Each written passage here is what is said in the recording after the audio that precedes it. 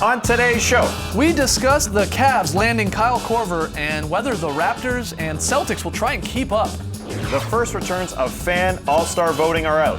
Could Zaza Pachulia actually be named a starter? And sharing is caring as we count down the top 10 plays of the week. It's Friday, January 6th. The starter starts now.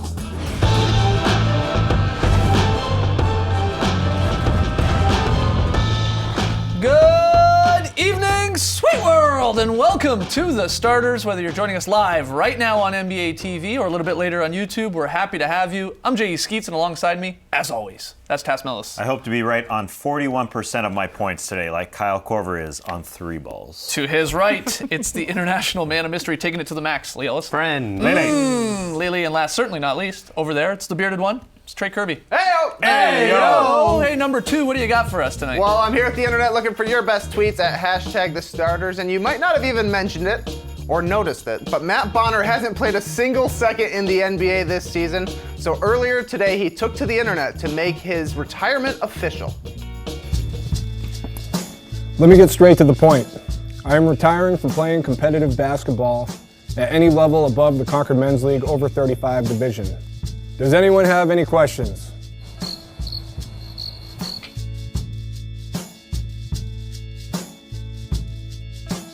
Thank you from the bottom of my heart. And please remember me for what I did best.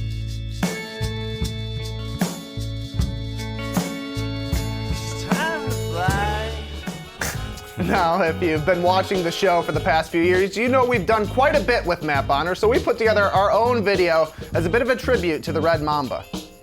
Notice how I cut that tomato in half? No overlapping, you need even distribution of the ingredients. Perfect. You see that? Now, do you feel the bread's going to get soggy because you put tomato down first? That's a good point. As you can tell, I eat more sandwiches than I make. Bubba no shrimp. Keep the change. Make me a sandwich. I'm good with the bow staff, but I'm even better at making three-pointers. Put me in the three-point contest. Gosh. Thanks for dressing up, by the way. Oh, thank you. I know you're in town for All-Star Party Saturday night, correct? Yes, tomorrow night at One-Eyed Jack's. Are we invited? Everyone but Lee. Yeah, good. Nice. All right, this is where you come in. We want you to tell us on Twitter, what message would you like to send Matt Bonner? Send us your best tweets to #TheStarters, and we'll honor Bonner a little bit later. All right, get those tweets in. Matty. Fun show tonight. We got Tess's Worst of the Week. We're going to count down the top 10 plays from the past 7 days, but we start with a little Is This News? It's pretty simple. Trey's rounded up some headlines. He's going to pitch them to us. We'll determine whether or not they're actually news, because not all news is legit news. Trey, first headline. Our first headline comes from The Vertical, and it reads, Sources, Cavs agree to deal for sharpshooter Kyle Korver. Is this news? Because it feels like news. It is news. Okay, good. Especially with a guy that doesn't need the basketball and can still shoot it. This guy isn't way past his prime. You know, he made that All-Star team 2 years ago, but the man can still shoot the ball, and he's perfect for LeBron and Kyrie because they get in the lane and they just want shooters to be out on the perimeter. That is exactly what Kyle Korver does. 98.5% of his three-point attempts this season have been unassisted. He doesn't make his own shot. That is exactly what he's perfect for. He's an upgrade on Mike Dunleavy, who they traded. I thought when they got Mike Dunleavy this past offseason that he'd win them a game in the postseason, but Kyle Korver, he's just a little bit of an upgrade. Kyle Korver can still do it. He's still got the Phillips Arena down the street from here rocking this season. It's bad news, really, for the other teams in the Eastern Conference because the Cavs have gotten better. And the one weakness that maybe you could have pointed out for the Cavs is their bench depth, especially with J.R. Smith going out. Now they get a great player coming in there who can come in. He only needs to play 10 or 15 minutes. LeBron knows he can trust him. He can rely on him to knock down those shots. He's not a bad defender. He gets a bit of a bad reputation, but he's a decent defender. And you just know at the end of the game, he commands attention from the other team. You cannot leave him alone. He's going to get the ball and knock down a shot. Yeah, I mean, we've seen LeBron with a guy like Kyle Korver throughout his career have success. Mike Miller, James Jones, you know, even late career Ray Allen sort of in this similar role, just knock down shooters because the floor is going to be wide open. I mean, you even see the guys that play with LeBron on his team currently, be it Channing Frye or Kevin Love, those guys' numbers, when they're getting a pass from LeBron James, their three-point percentage is just drastically higher. J.R. Smith included before the injury. Like, you see the numbers there. Like, look at Channing Frye. That's crazy. I mean, any other pass coming to him, he's a 35% three-point shooter. Okay, not bad. 59% when LeBron's out there with him, and that pass is coming to him more specifically. Because LeBron, he commands all that attention, and he's such a great passer, and he knows where to put it right on the spot. It's just easier for good shooters. This is crazy. Kyle's great at moving without the ball too. We talk about that as a strength. A lot of players, Reggie Miller, Ray Allen, have that. He has that as well. He's always cutting. He's moving. He keeps himself in such great shape. He always knows how to get himself open. Another reason this is really big news, possibly, is because maybe the Hawks are now open for business. We've been talking for the last week or so about the possibility of them looking to move Paul Millsap. Maybe that's more of a realistic thing here now because Korver's gone. Maybe now teams are like, well, yeah, the Hawks are always saying they're going to move one of these guys. They did the same with Horford. They're looking for people, and they never do it. Korver's gone now. You would think Millsap possibly is the next one to follow, and we've got 5 teams reportedly interested in the Raps and the Nuggets and the Kings and the 76ers, the Pelicans. Would you guys be shocked if Millsap is still a Hawk by the end of the deadline? I think so. Yeah. Because 2 years ago, Paul Millsap was a free agent with the Hawks. They gave him only 3 years. Yeah. They didn't max him out. While he had a max offer from the Magic, very close to a max offer, more years on the table. So you would think, Korver gone, there's rumors about Tim Hardaway being traded. Cephalosha, yeah, up and down the roster other than, Dwight and Dennis Schroeder. I wonder what basically. Dwight thinks about all this, though, because he signed the 3-year deal, hoping that this might have been able to restart his career. Yeah. When he was asked about it yesterday, he paused for a long time, for a good 5 or 6 seconds before he answered, because he wanted to get the answer right. And he basically said, this is a business. And he didn't expect this going in. Yeah. But at the same time, I was more shocked that Kyle Korver went than Paul Millsap would go, actually. Because, so quickly as well. Yeah, just after those Paul Millsap rumors started. Because, we're about 5 weeks away. There's still some time to trade Millsap, but they're not giving Millsap the max. Somebody else will give Millsap the max. All right, Trey. It's news to us. Next headline. All right, our next headline comes from the San Francisco Chronicle, and it says, Warriors Zaza Pachulia makes unexpected surge in All-Star voting. Is this news? Well, first off, it's not really unexpected. I think that headline is wrong. Yeah. This basically happened last year, and because it almost, It's still a shock in a way, though. Yeah, but because Zaza Pachulia almost started the All-Star game last year, he was only 14 or 15,000 votes behind starting. The league got out in front of it this year, and you see the numbers there. There's Pachulia with 440,000 votes, nearly. I mean, unbelievable stuff from basketball mad Georgia. That's where you would imagine a lot of these votes are coming from. Not the Bay Area? Not the Bay Area, no. I think it's mostly his home country. But the league has now said, look, now the players are involved, the media is involved. So it's, in a way, it's not really news because we know now the breakdown of how this is going to work. And I won't bore you, I won't whip out the calculator and do the math here for you, but let's just put it this way. Zaza would have to be voted basically top 10 by both the players and the media in the West Front Court to even have a chance of still starting. It's super, super unlikely. I mean, will he even be like top 15 or 20? Probably not. So it doesn't really matter in the end, but hey, Georgia loves this guy, and they're giving him the votes to show it. The NBA is smart, though, to protect the integrity of the voting to this point because Zaza's been a good veteran, a solid veteran over his career, but he's not an all-star worthy player, certainly not a starting all-star worthy player. Yeah. So the NBA has protected itself here by saying, we're not going to allow this to have a guy who's just voted in by a surge of vote from his home country. So it's the right thing to do. Yeah, for a few weeks, people are going to get angry because they see that, come through their Twitter feeds. Zaza Pachulia, a starter in the NBA.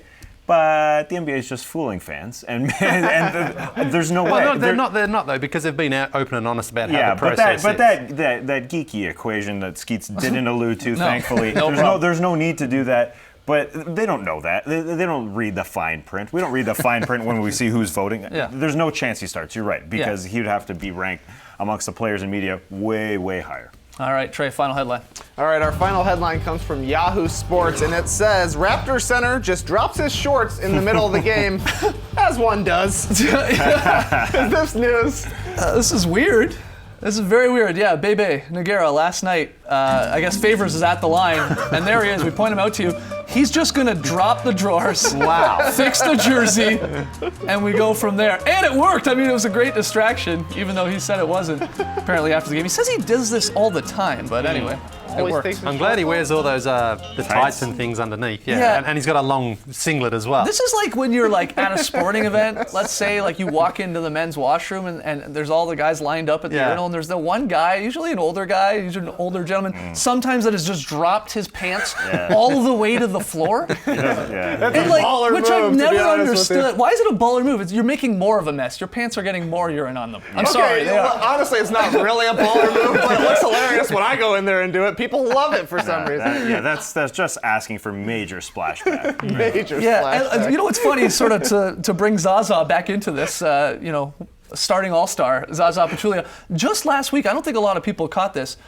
Zaza Pachulia, he had a wardrobe malfunction where his pants just straight dropped to the floor. So not his shorts, but the pants go down. So maybe this is like the new thing for 2017. But the self-pantsing pants. Yeah, I guess Okay. so. Interesting move from Bebe. But again, it worked. Favors missed the free throw. Real nice. Yeah, great stuff. All right, lots more still to come. When we return, Tass hands out the dishonor for worst of the week, and we still got top 10 plays of the week, so don't go anywhere. You're watching The Starters.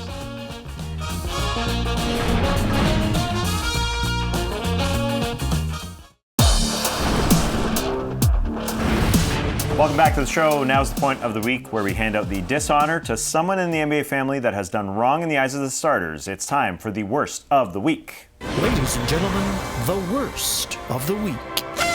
This week's worst of the week is the NBA for telling us we shouldn't have had our Giannis game winner. That is our game winner, and you won't take it away from us, NBA. On Wednesday at Madison Square Garden, Bucks were down 1 when the Greek Freak caught the inbound, 8 seconds left, back down Lance Thomas with several dribbles, stepped back and hit his first career game winner as the buzzer went. It was a beauty. All Greeks rejoiced. Yasuriano Zito Elada. Next day, the last 2 minutes report was issued, outlining whether each call or non-call was made correctly. And according to the NBA, there should have been a 5-second back-to-the-basket violation on Yanni, otherwise known as the Mark Jackson rule. Now, here's the rule. A player in the front court below the free throw line extended is not permitted to dribble the ball with their back or side to the basket for more than 5 seconds. When do we see this rule called? The purpose of it is to prohibit stagnant play and encourage ball movement. In today's NBA, there's little need for referees to look out for it. This isn't the 90s, and at the end of the game when basically anything goes, calling something which is so rarely called would never, ever happen. Is there a need to list it the next day as an infraction? The NBA, your worst of the week. Now, we reached out to Joe Borgia, who controls that replay center, asking him, how many times does this get called? Because it doesn't seem like it gets called at all. Ever. Last 10 seasons, 66 times, so about 6.6 per year, so about 1 per month. Which I thought, well, yeah, it doesn't seem that. Almost seems higher than I thought, yeah. It's like our wedgie count. It just doesn't seem like you get. Until you start tracking them. Yeah, we should start tracking. Apparently, a few have already happened this year, and we also had a worst of the week runner-up, Kawhi Leonard.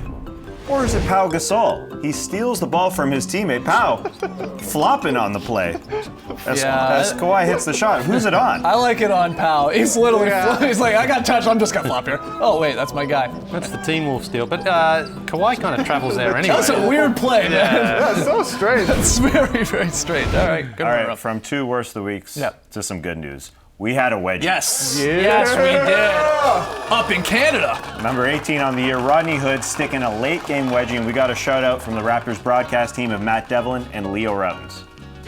Raptors by 5, Hood for 3. And a wedgie for the starters. New Year's wedgie for our good friends from the starters, Taz and Skeets and Lee and Trey. They'll enjoy that one. Looked like super fan. Now Batya was loving it in the background too. Number 18 on the year. All right. All right. All right. Still projected at 44. It's okay. It's okay. It's okay. We're closers this Trying year. to get to 50. Yeah, you're right. You're right. Okay, great stuff. We gotta take a break, but when we return, we're gonna count down the NBA's top 10 plays of the week. We got a little bit of everything in this week's top 10. Dunks, dimes. Don't go anywhere. You're watching The Starters.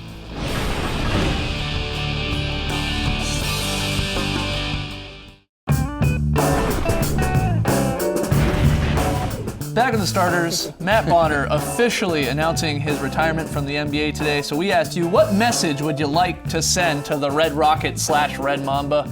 few of the answers through Trey. Yeah, some super touching tributes. This one comes from Marco, who says, "You put New Balance on the map of awesome sauce." Thank you very much. At one point, I think Matt Bonner had the only New Balance basketball shoes on the planet because he outlived their production or something like that. Yeah. That's crazy. Jason says, "Napoleon Dynamite is a great man." I think we can all agree. Jay says, "I love using Matt Bonner in 2K, draining threes, and no one knew who the hell he was. LOL." Very nice. Steve says, "Matt Bonner should host a basketball talk show with Brian Scalabrine called The Red Planet." Wow. I would watch. And our final one, Jamie simply says, "What can I say? Red Mamba out." Yeah. Nice. All 3 Mambas now out of the league. We need a new the White Mamba. Mamba, Black Mamba, and the Red Mamba. Scalabrine, Kobe, and Matt Bonner. Good run for the Mambas. Yeah, happy retirement, good. though, to Matt Bonner. And I guess he's going to be doing some broadcast work for the Spurs. So, Matty O, if you're ever in Atlanta, swing by the starter set. An open invitation, of course, to Matty B. Matty O, I just called him Matty O and Matty B. Matty O's our producer. Matty B all the is Matty's. Matties. We don't All the let him Mambas. on the set They anymore. both sort of have reddish hair. One's a lot bigger than the other one. You can figure it out. All right, let's get to the top 10 plays of the week. At number 10, mini rookie Chris Dunn. He's turning the Blazers-Wolves game into an and one mixtape tour there by showing off the crazy dribble move around Shabazz Napier. Whoa. By, oh baby, Man. Oh, was yeah, awesome. it's the Dunny Dash. oh baby. At number 9, watch this LeBron dunk on the break. Brings it up. See you, Drew Holiday, and the throw down. That's old style LeBron, really. Yeah. Yeah. Dante Cunningham thought about trying to block it. Yeah. Yeah, he ducks. Just cruise on by. Puts his hands down. At number 8, Celtics guard Isaiah Thomas in transition. He straight freezes Shelvin Mack like a bag of peas, and then he finishes on the big guy, Gobert, inside. I mean, I love that. I love the crossover, and then That's nice. Gobert blocked everything. yeah, at the but he rim. created the contact, Yeah. a little separation. Love it. John Wall going through some legs here. His own to Marcin Gortat. Oh, that's nice. yes. Look at the kicks on John Wall there. Yeah. Better to show off the pass. Gorgeous stuff. Yeah, that's right. He's Give it like- to him slow-mo. Yeah. Oh, that's a nice play. Only number 7. What's at number 6? Another pass. Nikola Jokic. Oh, over the shoulder dime to Jamal Murray. Very Sabonis-like. Yeah. Arvydas Sabonis, not DeMontis. Ball's in the air for so long. Oh, that's Especially in slow-mo. At number 5, Andrew Wiggins. Here he comes. We haven't had a good dunk in a week and a half from Andrew Wiggins. A monstrous throw down. there it is. And the stare down afterwards. Oh, Miles Plumlee. It's like how he kicks out his feet and Yeah. sort of goes horizontal. He dunks incredibly. Got a good glide. Dunking on an angle there, Colin. Yeah, Yeah. huge. At number 4, Chef Curry cooking the Blazers this week. Check out the fake pass into the pretty reverse layup. He switches hands. We only need like Marv Albert on the call Yeah. there. Spectacular move by Stephen Curry. Left hand, right hand? Which do I look at? Both hands, both hands. At number 3, Jonathan Simmons. Monstrous dunk from outside the lane. Gets Oh, that man. toe in the lane, throws Oh, it man. down. I say this every week, but his top 10 at the end of the He's year got an is awesome gonna be top 10 this year. Wow. This is beautiful. Is he frozen? Frozen like a bag of peas. That's right. At number 2, Wolves Sixers tie game, less than 2 seconds to go. Got to do something at the rim. Oh. The Philadelphia 76ers do. Sir Robert Covington. Look with how he this catches this. It's almost like spectacular finish. right behind him. Yeah, it was. Yeah. Like- Oh, what a finish. Yeah. And Watch then out. Down goes Embiid. He might need the bag of peas. At number 1, this Peas. was the week of Giannis Antetokounmpo, so we're going to give you 2 plays from Giannis in Madison Square Garden. From the elbow, the jam. Look where he took off from. Come on. That's a mid-range dunk. He's going to pick it up right here and throw it Also, down. he's almost on the ground when he dunks it. And this, the first game winner of his career in year number 4 for Giannis Antetokounmpo. Back him up, back him up, back him up. Step back. You can't stop it. Down it goes. The Greek fans rejoiced outside Madison Square Garden. They were out there with flags, loving Yanni. Yes, Calm Yanni. and cool he is. Yeah, he's like, we got Yeah. a whole lot of more of these coming in Yeah. my future. Don't worry about it. So there it is. Top 10 plays of the week. Agree, disagree, let us know on Twitter. Hashtag the starters. You guys ever been to a game in MSG? I have once, The best place in the world to watch a game. I've been there. Oh, really? Oh, yeah. Cool. It's amazing. It is the Mecca. I'm not kidding. Why are you laughing? When we come back, Lily's very solid play.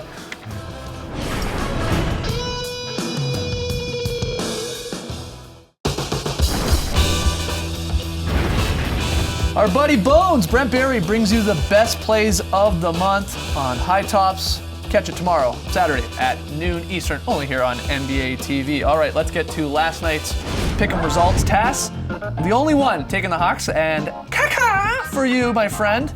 Everyone else wrong with the Pelicans, so Tass goes to 3-1. Trey looking like Skeets out here Yeah, nice. I might get one in 2017. with the 0-4. We'll see.